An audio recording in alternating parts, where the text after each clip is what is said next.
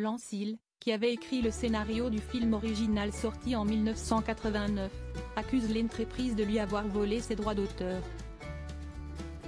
Prime Video, qui doit sortir ce remake le 21 mars prochain, avait déjà subi les foudres du réalisateur Doug Liman, qui avait boycotté la promotion de son propre long métrage.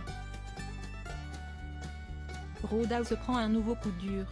Selon le Los Angeles Times, le scénariste Lance Hill a assigné Amazon Studios en justice mardi, accusant l'entreprise américaine de violer ses droits sur le scénario original du premier opus, sorti en 1989.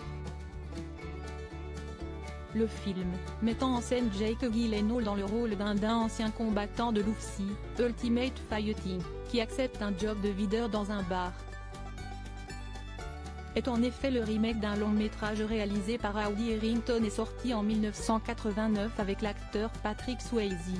Le nouveau long métrage, dirigé par Doug Liman, doit sortir le 21 mars exclusivement sur Prime Video. Des mesures extrêmes. Le scénariste Lance Hill, qui se fait appeler David Liari, et qui avait écrit le scénario original du film, poursuit donc les studios Metro-Goldwyn-Mayer, MGM, et sa société mère, Amazon Studios, assurant que le géant du commerce électronique n'avait jamais récupéré les droits de son scénario, écrit en 1986.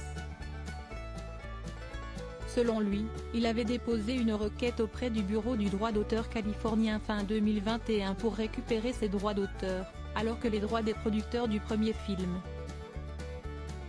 United Artists, devaient expirer en novembre 2023.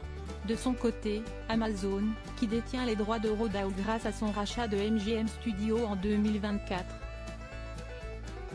aurait non seulement ignoré ses revendications mais également contourné la grève des scénaristes et des acteurs à Hollywood afin de terminer le film avant l'expiration des droits.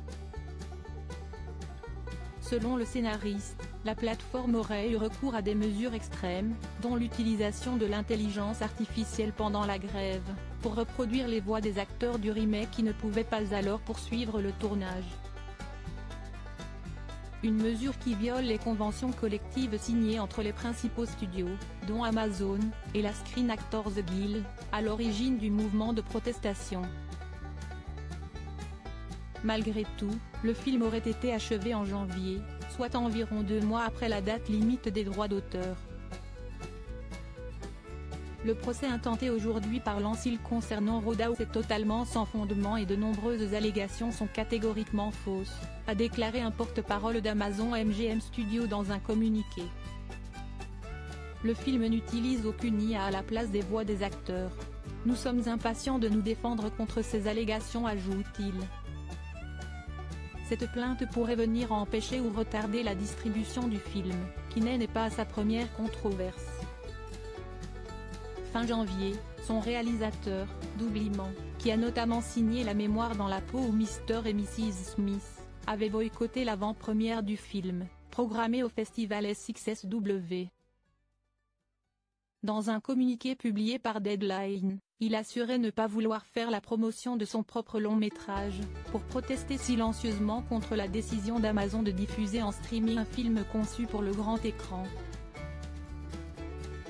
Selon lui, l'entreprise américaine lui avait promis de sortir le film dans les salles de cinéma, particulièrement en difficulté depuis la crise du Covid-19, avant de se rétracter.